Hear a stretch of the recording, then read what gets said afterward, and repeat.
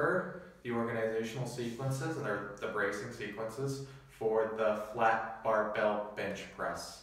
Okay, so again, we like to prioritize spinal mechanics first, and we're just going to really work on focusing on tension and controlling slack. So even before we get down here on the bench here, we want to make sure that we're taking up the slack, because that's going to help us get the spine a little bit more neutral, or get it more even and neutral, and it's going to help us to control the position of knees, shoulders, elbows when we get ready to kind of load the weight on top of us. Okay, so first thing I'm going to do is I'm just going to do like I'm deadlifting or I'm squatting. I'm going to stand here. I'm going to take the slack out from the hips, rib cage down. I'm going to take the shoulders and create some external rotation, and I'm going to sit down on the bench afterwards. Okay, so now you can see I've still got the tension from top to bottom and middle. I haven't lost it, and I'm going to try and keep that as I lie down here to get myself organized for this bench. Okay, now I'm going to reach up here and I'm going to get my hands on here, but I'm still trying to keep the slack out of my system, keeping the tension from the middle to the top, creating some external rotation from the knees, and keeping the shins fairly vertical.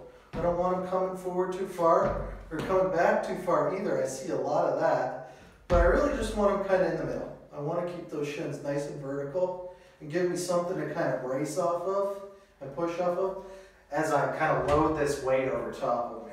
Okay, it's going to give me stability. It's going to give me position to kind of work off of, and it's going to help me kind of organize and keep my shoulders and elbows going in the right position as I start lowering this bar down on top of me. Okay, so now I'm going to lie down. I'm going to grab this bar. Now you're going to see me, I'm going to try and break the bar. Okay, so just like I would with my feet, I'm going to do the same thing off the bar with my hand, and I'm going to create some stability and create some tension. Okay, now I'm going to push the bar off.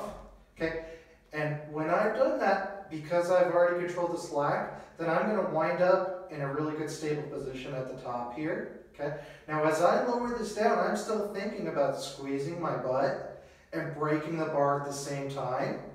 I'll lower it down right to the sternum, and it's going to wind up right below the nipple line, and that's what we kind of want to look at. We want to make sure that we do that, because that shows that I've got a nice vertical forearm and that I'm not getting a lot of shearing. If I'm pressing from here or here, then you can see my elbow or my forearms want to come back. And if my fists are the arrow, I want them to be pointing straight up and down. I don't want to be pressing back.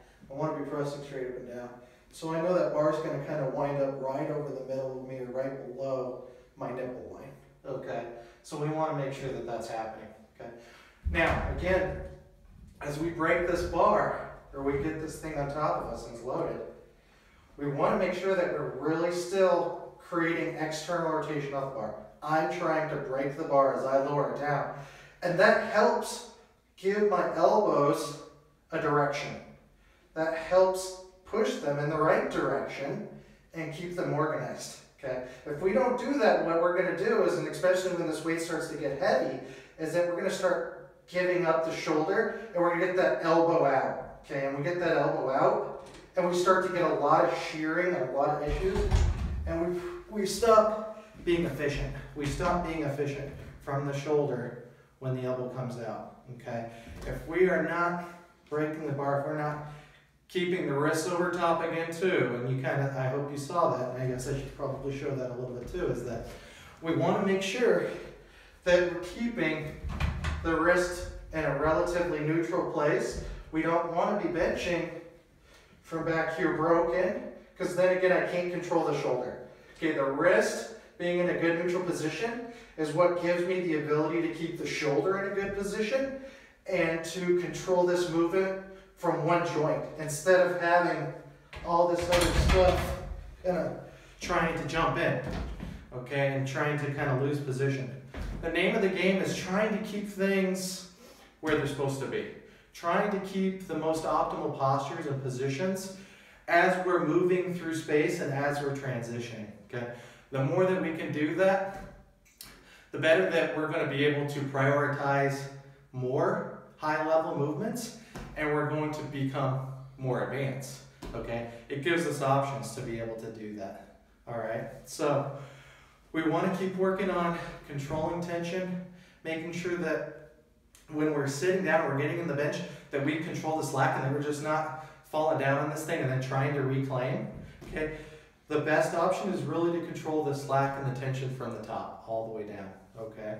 So let's just make sure that we're trying to kind of focus on positions again and prioritizing all this stuff so that we can measure, and so that when we start to learn more about muscular imbalances, capsular position, that we can start to be able to measure how we're doing, where we're going, the direction we're going, and pull slack out of certain places and get stuff more even. And we have to kind of be able to organize and orchestrate these movements, specifically like I'm teaching you, to be able to do that, to kind of pull stuff together and get stuff evened out, which is like the main deal, okay? In the end, that's really the main thing, is that as we go on, if we are not pulling ourselves more neutral, if we are not getting ourselves more neutral, if we are not getting these imbalances kind of out of our system and kind of working on that stuff, then we're not doing our best. Then we're not going to be able to keep getting better, okay? So let's just keep focusing on this, and let's just keep prioritizing these movements and prioritizing your spine and making sure that everything is nice and neat and tight. All right, guys? Appreciate you. I'll see you in the next one. We'll have a bunch of new stuff, and we'll get into more spinal mechanics and stuff as we go on. All right? Thanks, guys.